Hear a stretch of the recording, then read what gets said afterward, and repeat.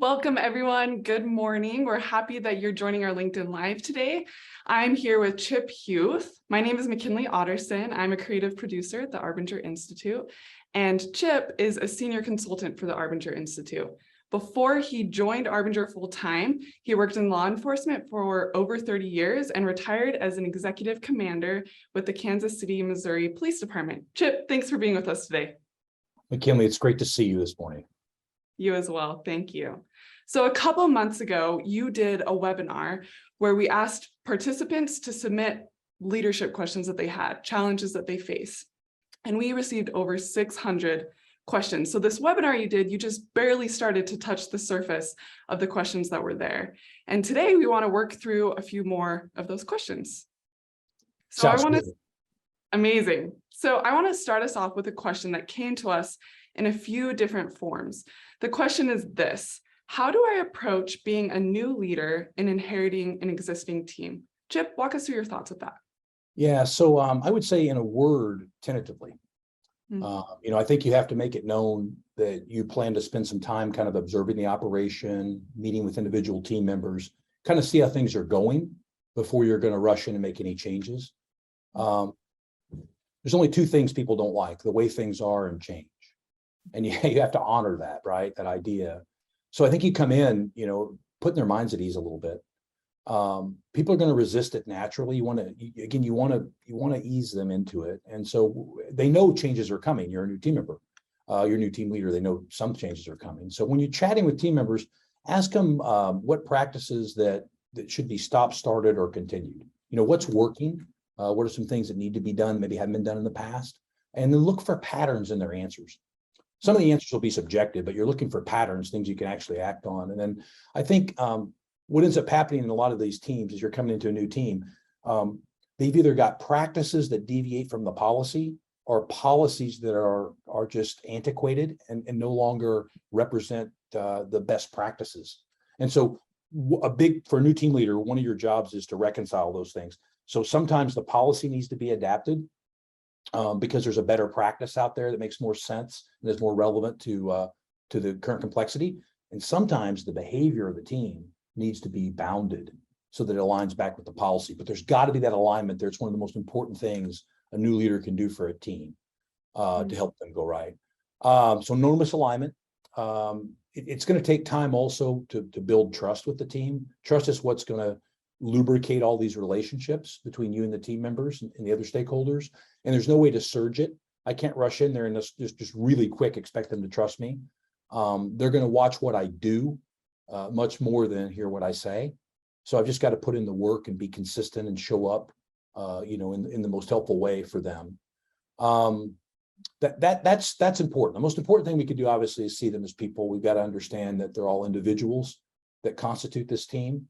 And I don't mean that in the sense that I know currently we talk a lot about individuals being unique and special, and we put a lot of focus on the individual in our contemporary society, but that completely ignores the fact that we're part of one large organism that is humanity. And that in the final analysis, our individuality is almost statistically insignificant. I would say, like, we're much more alike than we are different. But I have to also understand that people boil at different degrees. So as I communicate with them, I'm going to figure out exactly kind of how I need to approach each individual to get them in line with the mission, whatever that might be. Now, the last thing I'm going to say, McKinley, is if there's something, this is a caveat, if there's something that is immoral, illegal, unethical, or unsafe that's happening, you have to address that immediately. You can't wait to build relationships. You've got to take that on immediately. It's got to be stopped. And if that happens, then you work down the influence pyramid. So I correct the problem, then I share my story and teach and communicate as why we need to correct it, right? There's some education there. I listen and learn for any impediments they might have to actually complying with the edicts or the policies or the ethics of the situation.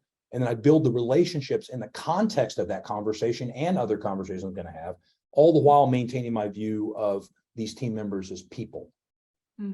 If I have to reset expectations, I've got to get a commitment. I've got a commitment from each team member that they're going to work in this way that I'm suggesting we need to work.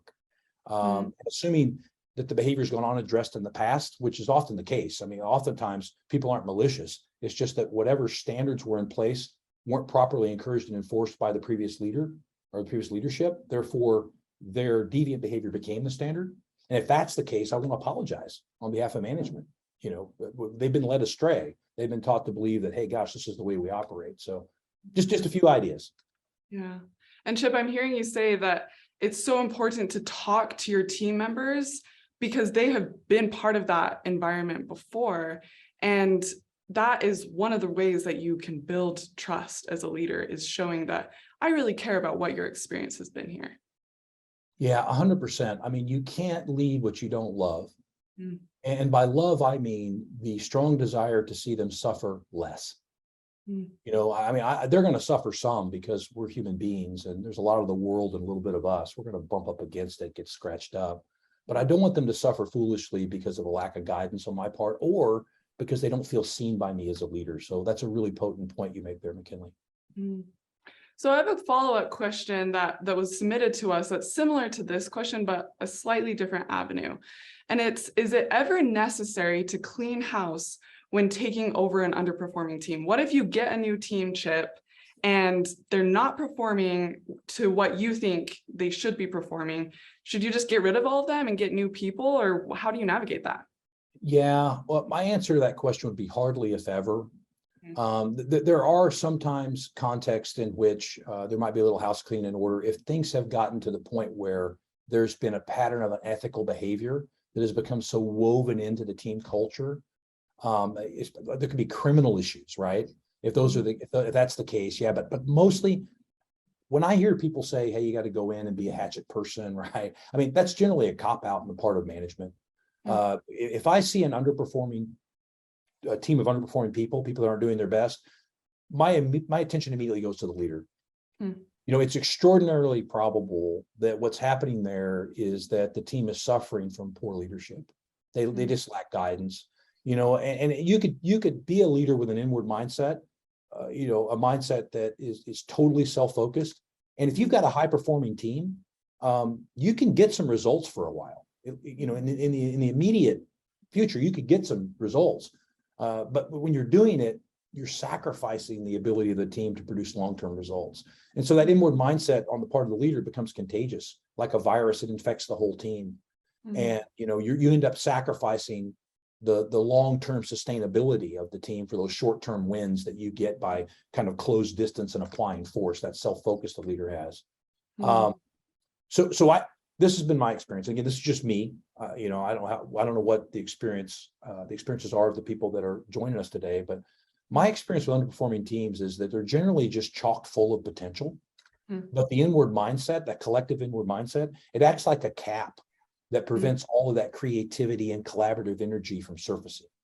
And once that mindset shifts, once the leader takes the lead, right, in leading outward, that team can turn around in short order. It's like you give people permission to excel by investing in them, and then you uncover and remove impediments to their success. Yeah. I'm loving what you're saying, Chip, and I'm wondering, do you have an example of when and how this can play out of a team that maybe isn't doing as well and leadership changes, and then there's that turnaround happens? Yeah, you know, the first example that comes to mind, I have an acquaintance named Jocko Willink, and he co-authored a book called Extreme Ownership with a friend of his, a former subordinate of his named Leif Babin. And I remember they have a story in their book that this just highlights this so beautifully. And so their backgrounds is they're Navy SEALs. And I think Leif Babin was an instructor at the Basic Underwater Demolition / SEAL School. And he observed this I wouldn't call it a phenomenon. It's just an amazing example of what we're talking about. He talks about during BUDS, they have these races where 6-person teams have these inflatable boats. They're called IBSs. They're about 200-pound boats. And they race with these boats on their heads and throw them in the water, and they do rock portages, and all these things are timed. They're competing against other teams. He noticed this one boat crew 2, was constantly winning. Like it seemed like every race, and boat crew 6 was constantly struggling. They came in last all the time. And as they're observing this, he started looking at the leaders. And he noticed that the leaders of boat crew 6, the underperforming team, they almost had resigned themselves to the fact that the team was going to fail. just psychologically, like, I just have a bad team. Yeah. And therefore they interacted with the team in that way. And they thought about the team in terms of them being a victim. Like, look what a bad team I got dealt here. These guys stink. How could anybody possibly succeed with a team this bad? And that mindset was contagious in the team, and they lost every time. And of course, as he looked at the leader in, I think it was Boat Crew 2, he noticed that leader was inspirational, hopeful, and actually the confidence that leader exuded cascaded into the team, and they kept winning these races. So here's the cool part. They decided to do a little experiment, and they swapped leaders. They say, okay, leader from Boat Crew 2, who's kicking butt and taking initials, we're going to move you over to Boat Crew 6. And leader in Boat Crew 6, we're going to move you over to Boat Crew 2.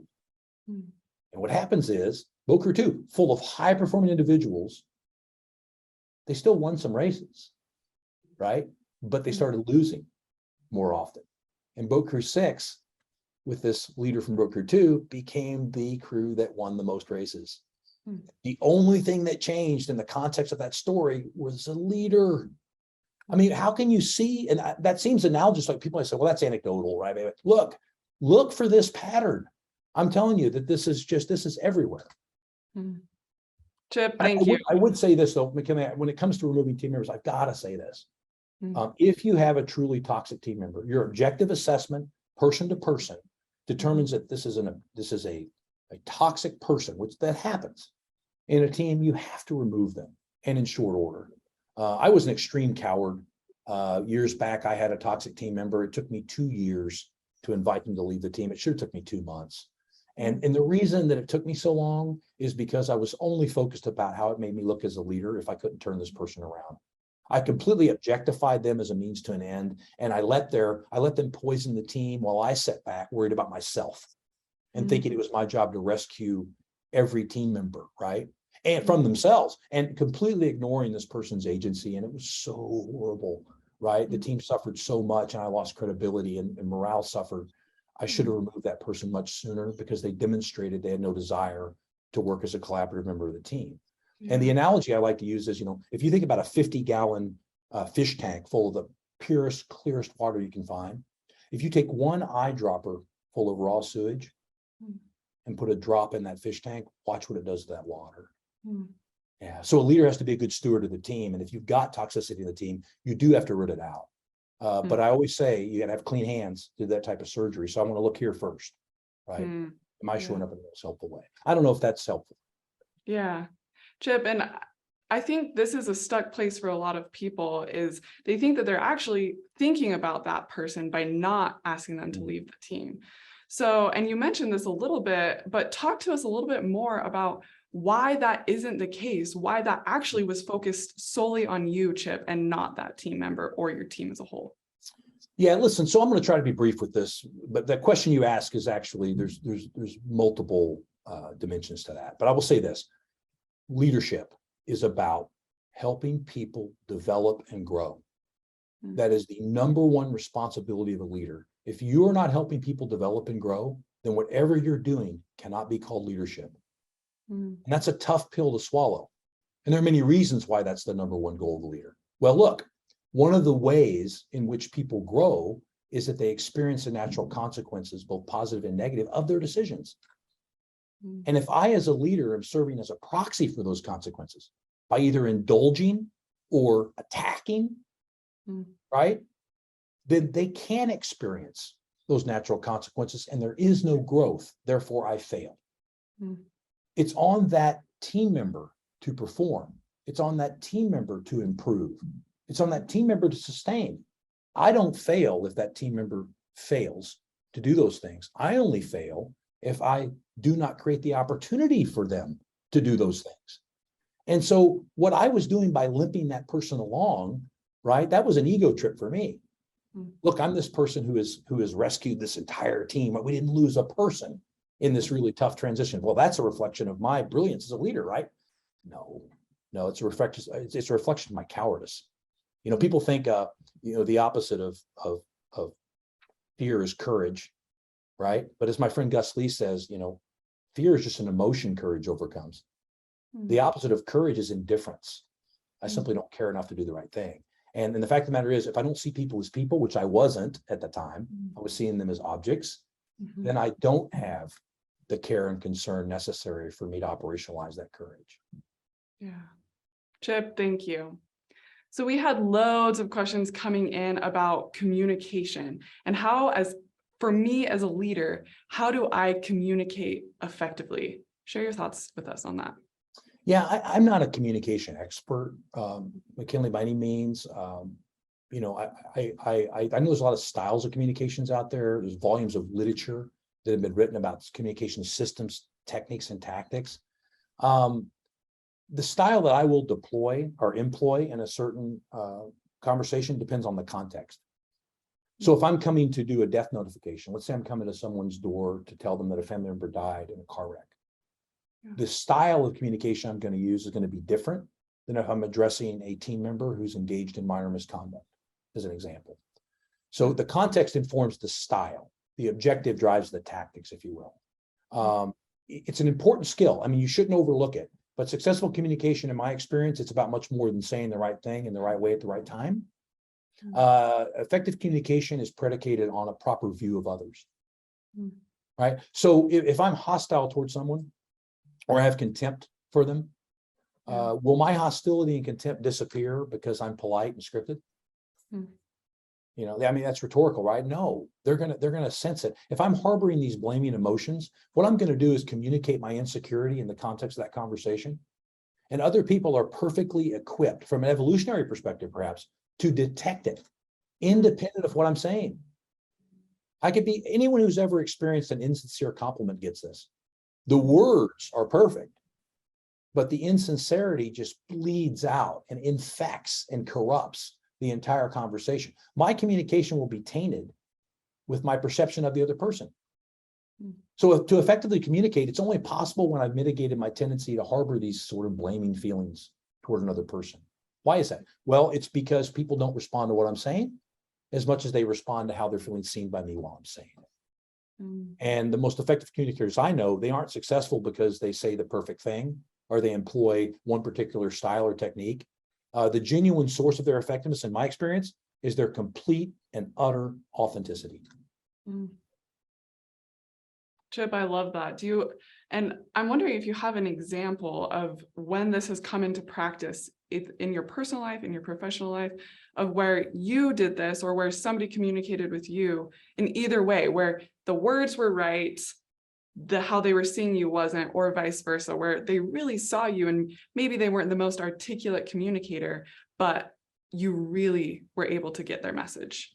Yeah, look, I mean, I got 100 different examples of me doing it wrong, maybe 1,000, right? Where I saw people at my most inward.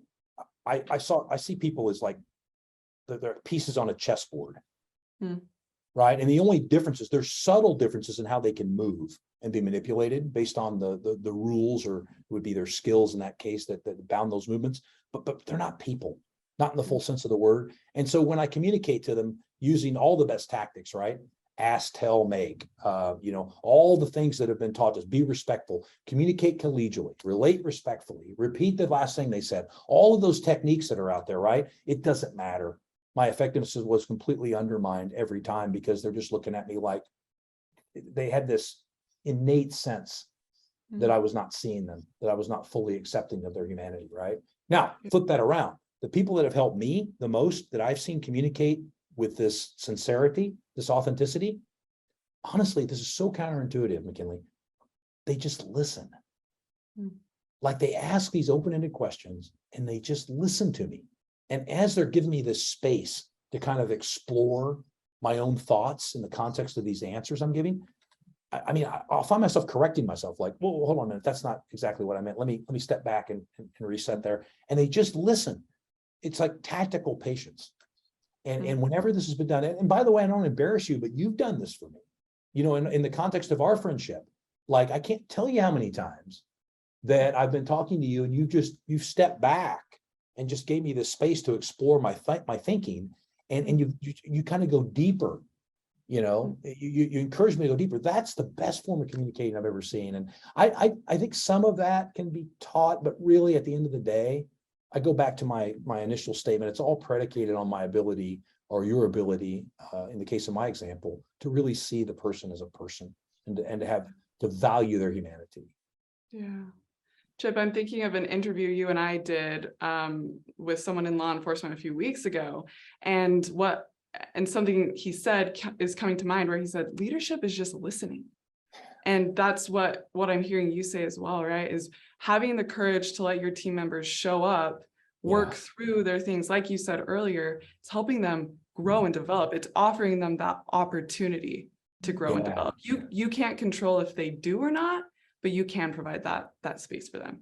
Yeah, I think it's beautiful. I think of leadership as productive influence when I boil it down, but then that's the counterintuitive piece. You influence me by allowing yourself to be influenced by me. You see that? That's the listening part, right? You know, and so this leader, the person we were talking to, again, they get it. They get it intuitively. So I love it. It's great. Chip, awesome. So the next couple of questions actually they have to do with the box. And for those in our audience who are maybe unfamiliar with what the box is, who are new to Arbinger, can you just give us a brief explanation of what we mean by that? Yeah, the box is a metaphor for the way that I see the world when I'm completely self-focused. When I prioritize my needs, objectives, wants, needs, desires above everyone else's. There's a fundamental truth about people. At some level of analysis, if you go deep enough, we're the same. We all have hopes, needs, fears, dreams, things we need to accomplish at work, and so forth and so on, people we care about. When I ignore that reality and I raise myself above other people, like I'm superior, or below other people, like I'm inferior, I'm putting myself in this metaphorical box. I'm walling myself off from people and their reality. And then I'm interfacing with them in a virtual reality that I've created in my head.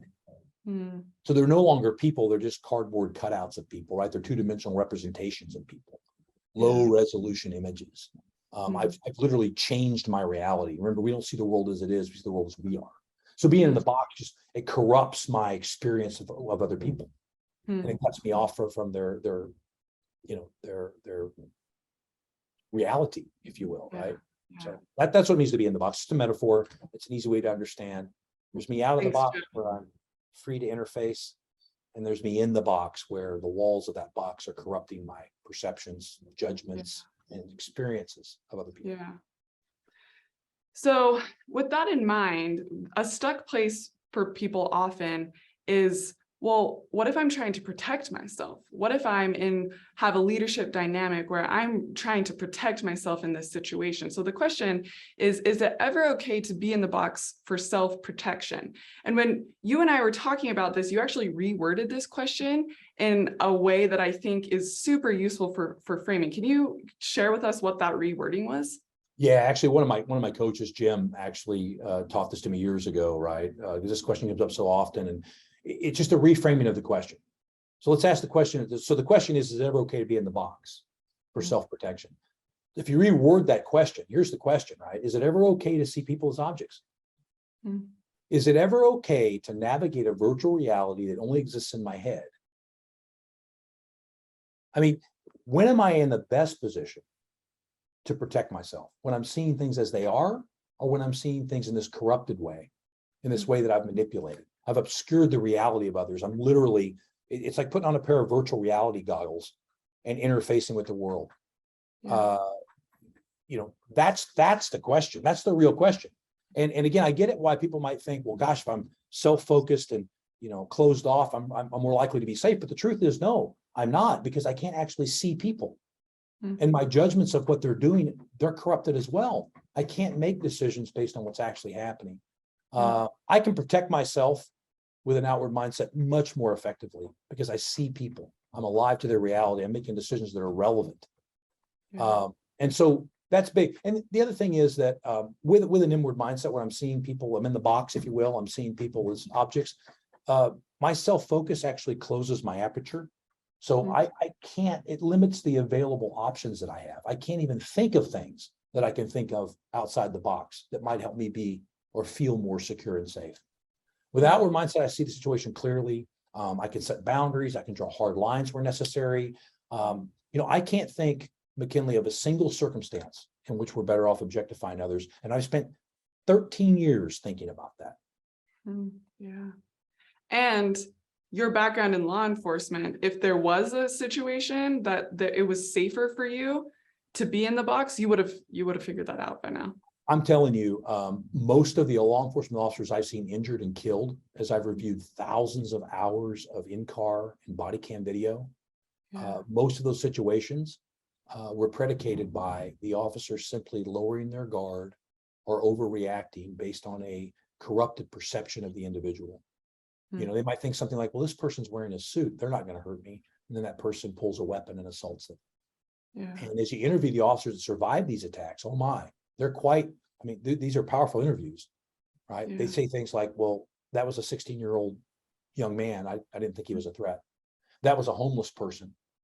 You know, I didn't think that they were a threat. I trained 6 days a week. How could that person be a threat to me? So it all starts with objectification. Objectification allows me to abuse other people, and objectification allows me to disregard the potential that these people have to threaten me and hurt me. So you're so right. I think by now I would have come up with something. I'm always open to new learning. So if someone out there wants to give me a corrective, I'm open to listening. But I just can't think of one circumstance in which I'm better off. Thanks, Chip. Yeah, thank you. So thank you for all of your insights today. The time has gone by super quickly. We could keep asking and answering questions for forever, but I'm sure that we have people on the call who are now wondering, okay, this is useful, but how do I actually structurally incorporate this into my leadership, into my team? And I think what makes your experience so valuable, Chip, is that you have not always been where you currently are. This has been a journey for you, and you had a fundamental shift in how you view yourself in relationship to others, which completely changed how you lead. So for the leaders who are listening and thinking, I want to incorporate this, I'm not exactly sure how, this feels really daunting, what would your encouragement be to them of what they should do to start out on this journey? Yeah, you know, the one thing about leadership that I find to be so interesting is people don't think about it as they think about it as an and then, not in a pursuit worthy of study, worthy of immersion. You know, no one would compete in the Olympics just kind of as a side project. You're going to throw yourself fully into that, become an Olympic athlete. If you're going to become an effective leader, you have to throw yourself fully into it. There's no easy button. It's not that I don't know it. It's that it's never been invented. And if anyone tells you there is, you should run away from that person as fast as you can. You have to dedicate ourselves to learning. You know, in my experience, there's all kinds of techniques and tactics out there, but if you don't build all of your tactical acumen on a solid foundation, it really doesn't matter. It's like framing up a beautiful house with a shoddy foundation. The foundation that I discovered was Arbinger's work. And I'm completely convicted it's foundational to everything else, all the quality training that's out there at the behavioral level. We have to learn how to show up with people, how to see them, right? How to react to them with authenticity. And Arbinger, look, for me and my team, it was simply having a workshop. You know, it was first discussions to kind of ease their mind that this wasn't, you know, some mamby-pamby way of approaching people that would get us hurt. And then it was in the context of a 2-day workshop where we create this safe environment to unpack these principles and to make them relevant to our work, reading, studying, learning, dedicating yourself to improving and incorporating this way of being into your leadership. It's not easy. No one said it's supposed to be easy, but the thing I like about Arbinger is they've wrapped a language around this stuff that could be really sublime and difficult to talk about. And people from all walks of professional life. And also, I'm happy to say, this has been very helpful in my personal life, like beyond helpful. They're able to apply this knowledge because of our ability to share it with them in an accessible way. So where you start is at the beginning, and that's building the foundation that you need. And I think that Arbinger offers so many opportunities. Obviously, we know the difference it's made in my team and my experience. Chip, thank you. And for those who are listening, who are ready to get in contact with Arbinger, if you go to our LinkedIn page, there's a contact us button in the banner just at the top. You can also go to arbinger.com, our website. In the top right, there's a contact button. Both will take you to an email form. We'd be thrilled to connect with you and be part of your leadership journey. Chip, thank you for all your insights. Thank you everyone for being with us today. And it's always a delight to chat with you.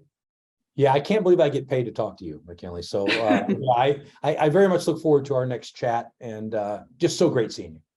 Right back at you. Have a great day, and thank you, everyone.